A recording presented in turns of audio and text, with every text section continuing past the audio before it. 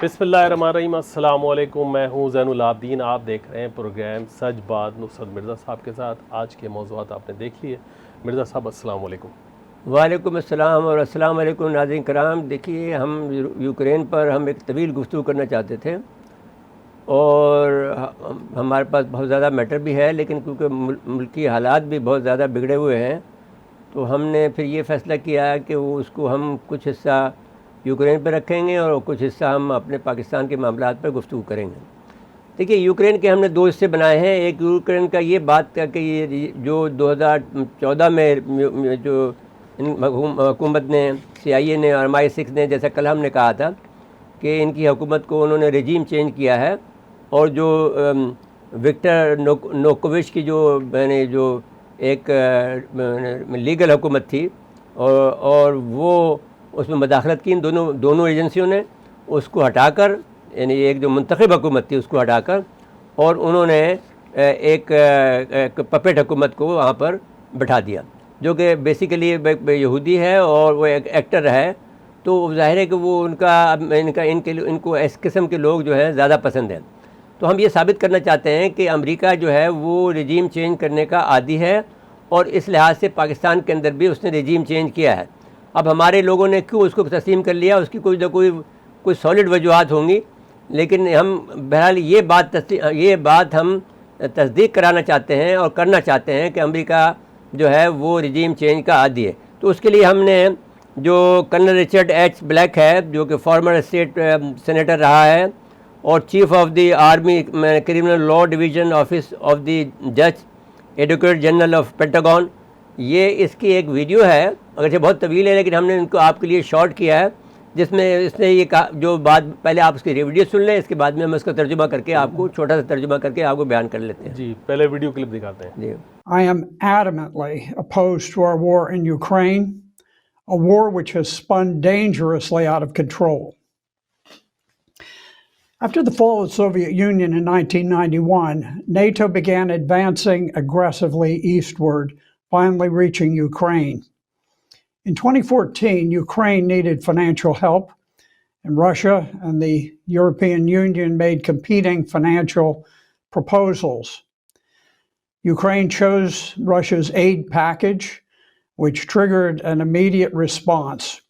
The Central Intelligence Agency and British MI6 organized a violent revolutionary coup that overthrew Ukraine's legitimately elected president, Viktor Yanukovych.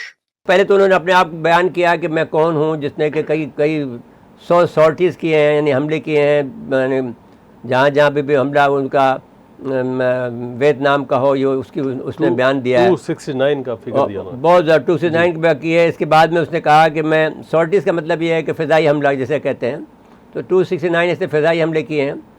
और फिर इसने कहा कि मैं अब जो है वो फिर जाकर वहाँ पे जैक में लग गया था, जो कि मैंने वहाँ का जो कि जजेस से मामला है, जो कि इंसाफ से मुताल्लिक़ जो उनका जो डिपार्टमेंट होता है, हर एक मिलिट्री में होता है, हमारे यहाँ भी जैग है, तो उसका वो हेड रहा है। वो कहता है मैं यूक्रेन जंग का शदीद मुखालिफ हूँ, क्योंकि ये जंग बढ़ेगी और काबू से बाहर हो जाएगी। 1991 में सोवियत यूनियन के टूटने के बाद रूस और मशरक़ी यूरोप ने यूक्रेन को माशी हब बनाते हुए माशी पैकेज दिया और ये तय किया था, और अमेरिका ने इस माहदे की खिलाफ वर्जी करते हुए अपने आप को यानी मशरिक़ की तरफ बढ़ाना शुरू कर दिया। हालांकि ये तय था कि वो वहाँ रूस टूट गया है, अब आप वहाँ रुक जाएंगे, लेकिन वो रुका नहीं है और बढ़ता चला गया। उसने सारे जो मशरक़ी यूरोप के लोगों को, ममालिक को अपने मुल्क में शामिल कर लिया। मैंने पुर्तगाल को शामिल कर लिया, आपने पोलैंड को शामिल कर लिया, जो कि सारे के सारे पहले रूस का हिस्सा थे, रूस के ग्रुप में शामिल थे। तो ये गलती कर ली। इसके बाद में वो कहता है कि यूक्रेन ने रूस के माशी इमदादी पैकेज कबूल कर लिया।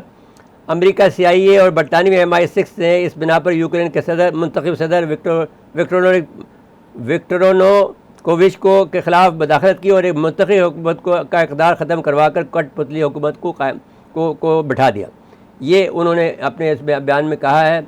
इसके बाद में दूसरा हिस्सा है जो कि मौजूदा है कि इसमें जब अमेरिका ने, अभी 3 महीने हो गए हैं अमेरिका के सैंक्शन लगाए हुए और यूक्रेन पर हमला किए हुए, अब इन्होंने हिसाब गलत लगाया था और पुतिन की सलाहियतों को, जो रूसी सदर हैं, उनकी सलाहियतों को बहुत कम जाना था। वो समझते थे कि हम ही ज़्यादा समझदार लोग हैं अब जो इक़्तिसादी पाबंदियाँ लगाई हैं उसके असरात जो हैं वो सारी दुनिया पे पड़ रहे हैं। आपने देखा कि जो पेट्रोल की कीमतें हैं वो सब स्काई रॉकेट हो गई हैं। यानी ख़ुद पाकिस्तान के अंदर अब 210 रुपये फ़ी लीटर मिल रहा है, जो कि तारीख का में कभी भी ऐसा नहीं हुआ। और वो IMF आपको ज़ोर दे रही है कि इसको फिर 250 पे लेके जाओ। तो अब दूसरी बात ये है कि उन्होंने मगरिबी ताकतों ने ये कहा था कि अब उनके पास सवाल ये था कि मगरिबी ताकतों ने ये सोचा था कि ये यानी पाबंदियाँ जो लगाई उनका ये ख्याल था कि ये जो मामला है चंद दिनों में ख़त्म हो जाएगा। अब ये जो बात है, गार्जियन में एक मजमून छपा है लॉरी एलियट का, जिसकी आप तस्वीर आप देख सकते हैं। ये इकनॉमिक डायरेक्टर हैं,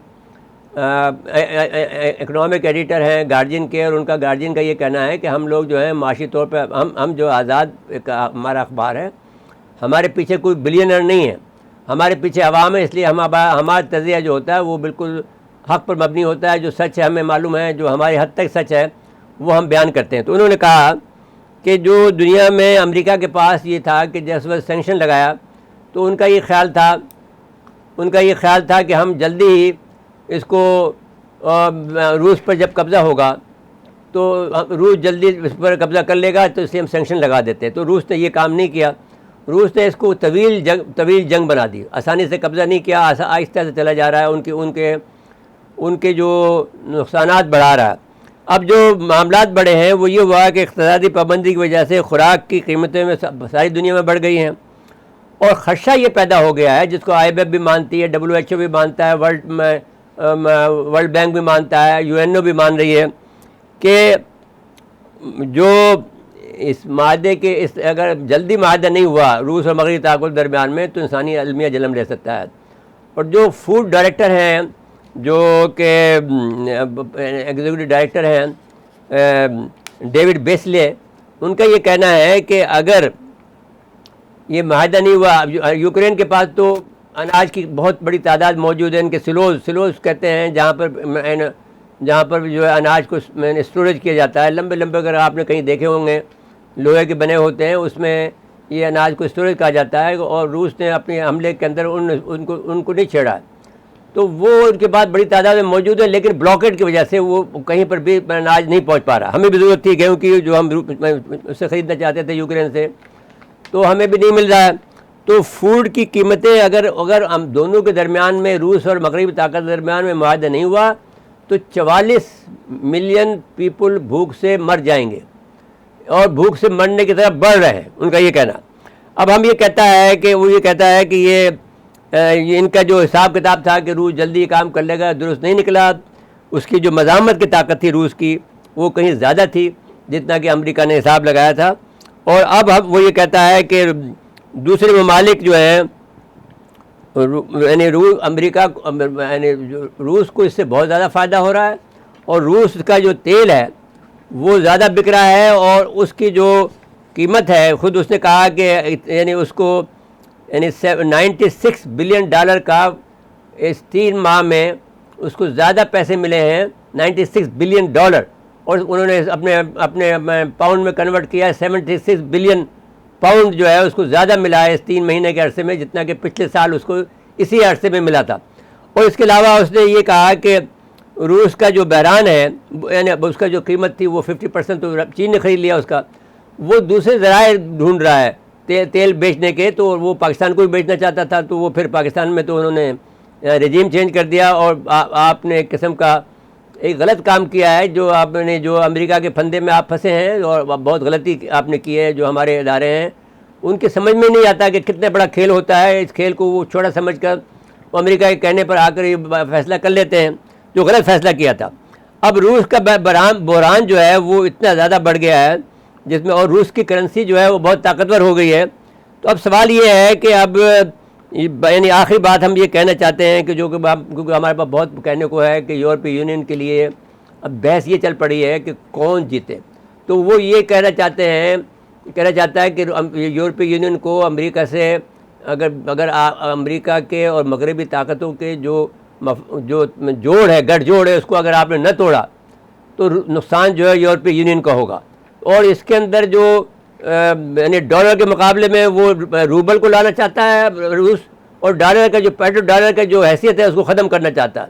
तो वो उसमें करीब करीब वो कामयाब नहीं। अब इस वक्त जो है पल्ला जो है वो रूस की तरफ का भारी है, और अगर ये हुआ तो दूसरा मामला फिर फैसला ये होगा कि क्या तो वो आलमी जंग करे, एक दूसरे को मारे, या फिर वो रूस के सामने घुटने टेक दे, यूरोप कम से कम, और अमेरिका को तना कर दे, और पाकिस्तान को भी इसके नक्शे कदम पर चलना चाहिए। जी जैन साहब, आप आगे चलें। जी अब मुझे ब्रेक के लिए कहा जा रहा है, ब्रेक के बाद आएंगे तो दीगर मौज़ूआत पर बात करेंगे।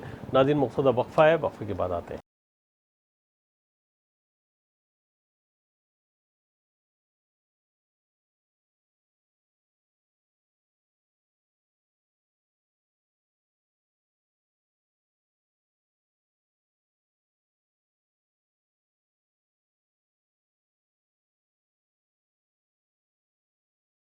एक मरतबा फिर प्रोग्राम में खुश आमदीद कहते हैं।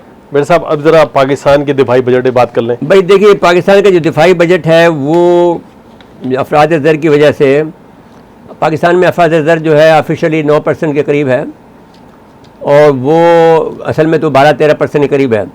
लेकिन अब हमारी जो बजट जो बढ़ाया गया वो सिर्फ जो है 6% बढ़ाया है, जो कि इसका मतलब ये हुआ कि पाकिस्तान का बजट जो है वो कम कर दिया गया, दिफाई बजट कम कर दिया गया जी। तो अब लेकिन पाकिस्तान का जो दिफाई बजट है वो 11 अरब डॉलर है, और भारत का 70 अरब डॉलर है। अब कोई हिसाब ही नहीं है, 7 गुना बड़ा है यानी तकरीबन। तो अब सवाल ये है कि रुपये में कदर की जो कमी हुई है वो भी, और जो अब सवाल बेहतर नहीं, ये तरीका ये था कि आपको जो खेल खेलना चाहिए था वो बिल्कुल इन बिटवीन खेल खेलना चाहिए था।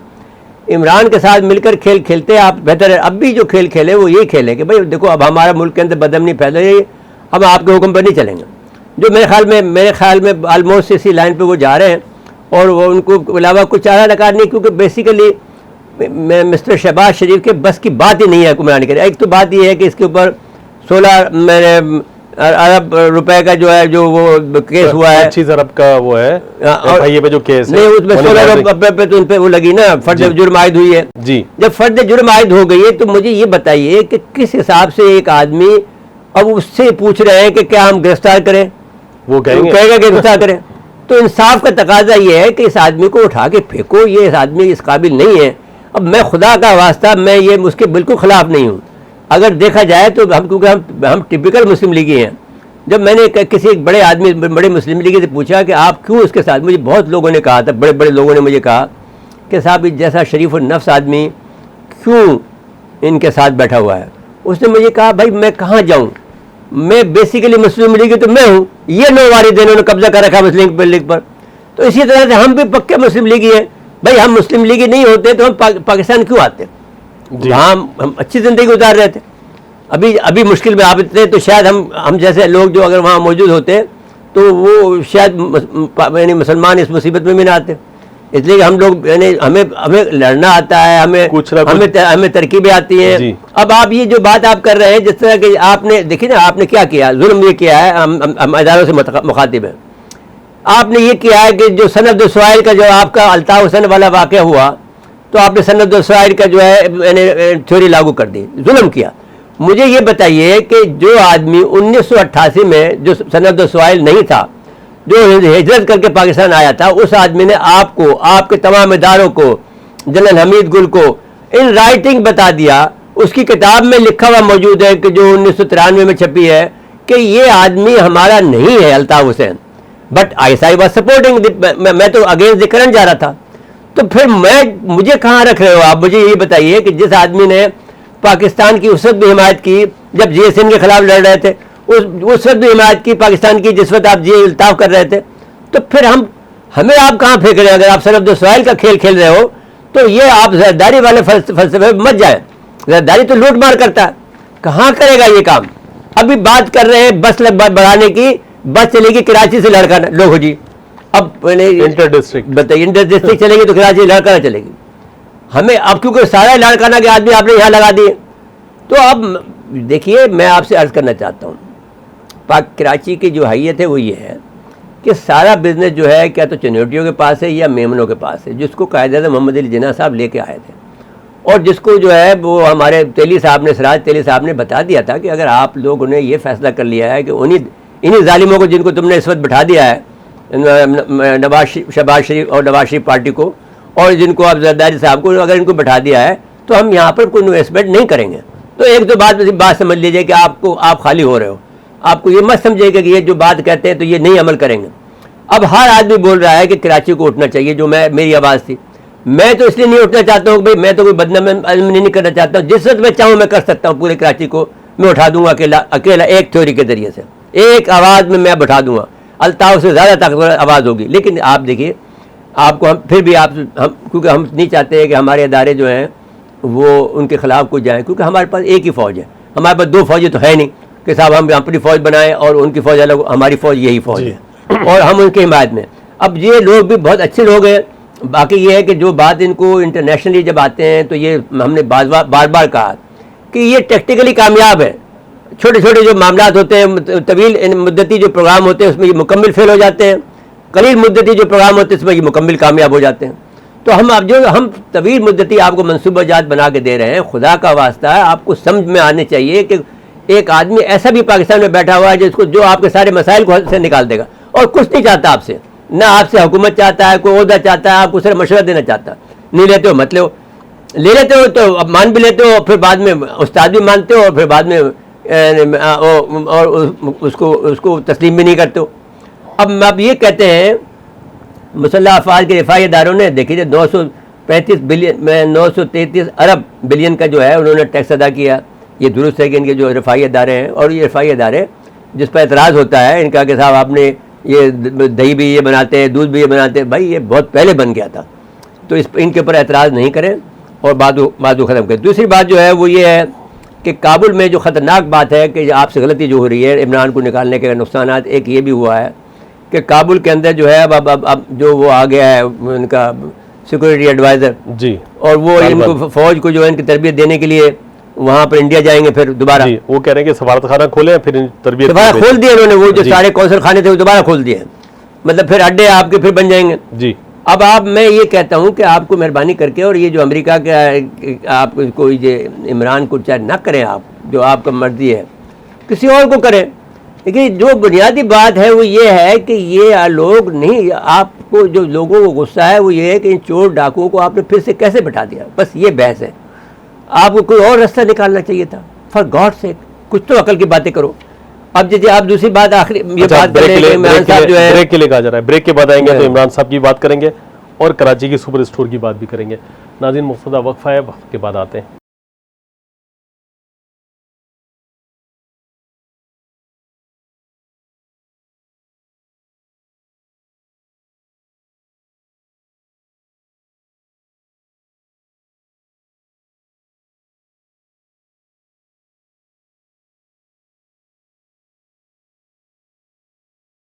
एक बार फिर प्रोग्राम में खुशामदीद कहते हैं।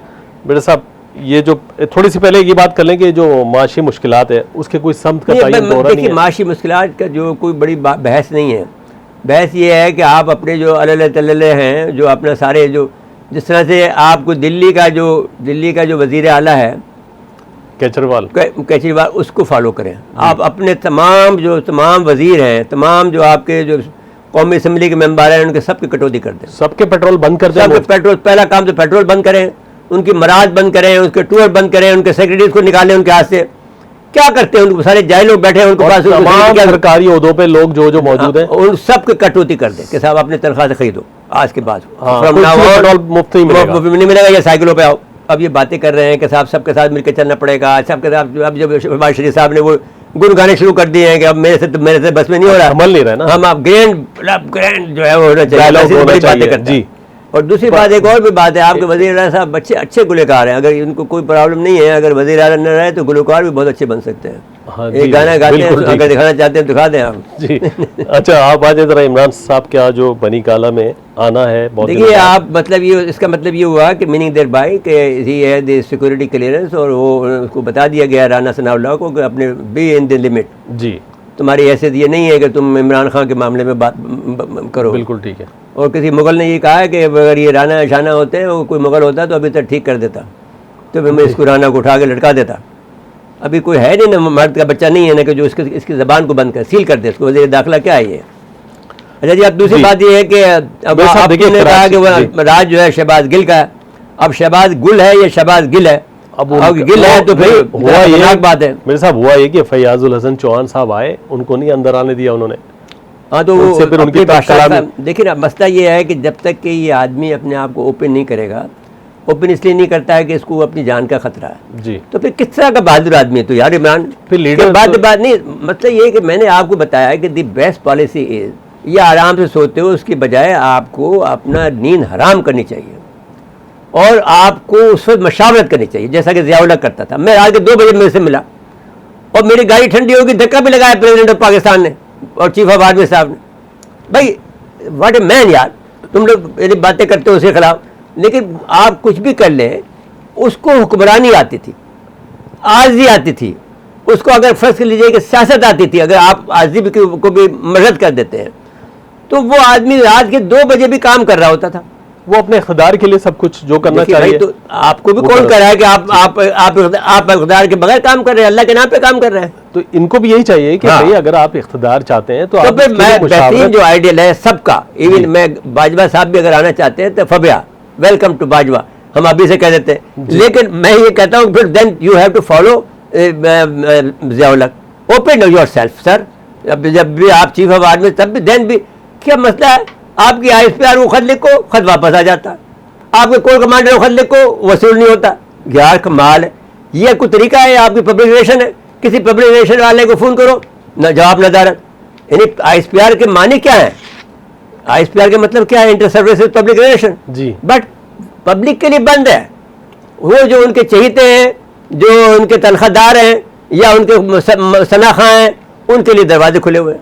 मेरे साहब अब 2 मिनट रह गया है जी। देखिए, कराची का मामला ये है कि मुख्तलिफ जगहों पे सुपर स्टोर्स हैं, उनके ऊपर रिहायशी इमारतें। देखिए कराची का मामला मैं तुम्हें बता दूं, ईमानदारी की बात यह है कि कराची के 2 बड़े मसाइल हैं। एक मसाइल ये है कि शराब पैदावार जो है, मैंने एक ही मसाइल के 2 पार्ट हैं।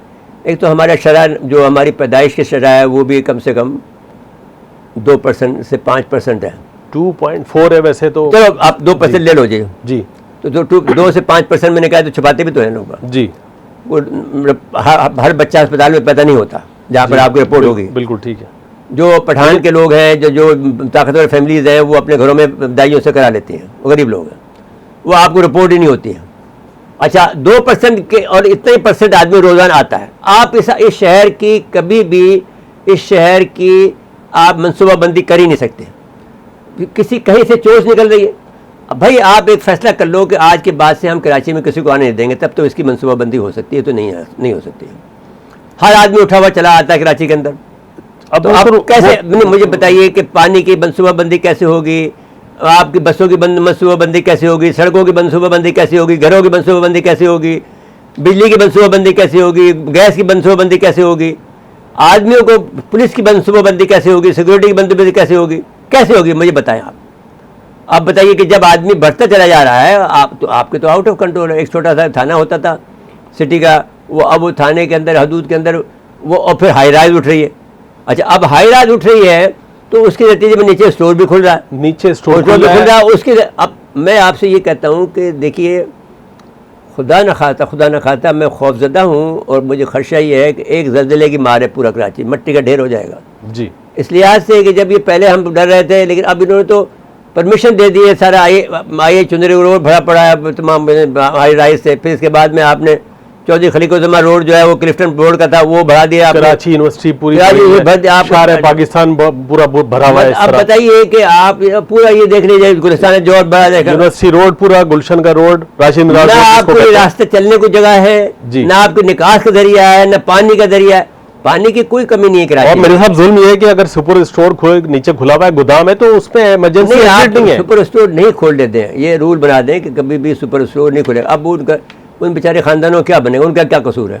अभी तो इंस्पेक्शन होगा दोबारा, फिर फैसला होगा कि ये बिल्डिंग की। अभी वहाँ पे एक स्टोरी है, एक बेचारे ने किसी ने वीडियो डाली है, कोई खोकर साहब है, उन्होंने कहा साहब हमारे पर मीडिया ट्रायल न करें। भाई हमने मीडिया ट्रायल कहाँ करें? ट्रायल तो वही नहीं है, अभी तो हम शुरू करेंगे आपका हिसाब किताब। साहब इतने आदमी हम भूखे हैं, 4 दिन चूल्हा नहीं जला। भाई 4 दिन से किसका चूल्हा नहीं जलता है? तुमने तो दिन देखे नहीं है, बातें मिलाते हो। खैर, लेकिन खैर अभी तो आपकी बात हम मान लेते हैं कि उन्होंने ये भी कहा कि जो आदमी शहीद बच्चा हुआ है उसका उनका देखभाल हम करेंगे, जिनके घरों की मंजिल है उनकी भी देखभाल हम करेंगे जी। वो जो नुकसान हुए उनको भी हम देखेंगे। लेकिन इस तरह की और इमारतें, खतरा इस बात का है हाँ, कि तो ये अब वाकया दोबारा कहीं ना हो। वो जी। आप बंद कर दें मेहरबानी करके। अब ये सारे रजाकाराना तौर पर वो लोग अपने स्टोरेज को वहाँ से निकाल दें। जी, क्योंकि सरकार ने और कोई तो एक्शन आप लेना नहीं है। नहीं, देखिए बेहंगम सिटी है ये, जी कोई इसकी कल सीधी नहीं है। ऊँट की कोई मिसाल है इसकी, ऊँट तेरी कौन सी कल सीधी, जी तो वो बात है कराची की। तो आपका, क्योंकि कोई भी आदमी यहाँ आता है कराची को ओन नहीं करता। जो कराची के लोग हैं ना इन पे हुक्मरान है, ना इनके ऊपर इनको कोई हक वो दिया तो गया है, बेख्तियार हैं। और उनके तो हाथ में कुछ नहीं है। बेख्तियार के अलावा जी। लूट मार कर रहे हैं। मैंने बताया ना कि 100-200 रुपए लेकर एक अखबार के जर्नलिस्ट को का कार्ड को फेंक दिया कि जी। तेरे बाप के नौकर है। जी 200 रुपए में बाप के नौकर बन गए, बिल्कुल छोड़ दिया उसे। ये निज़ाम है। वक्त खत्म हुआ प्रोग्राम का। जी नाज़रीन, आज के लिए इतना ही। आइंदा प्रोग्राम तक के लिए इजाज़त चाहते हैं। अल्लाह हाफ़िज़।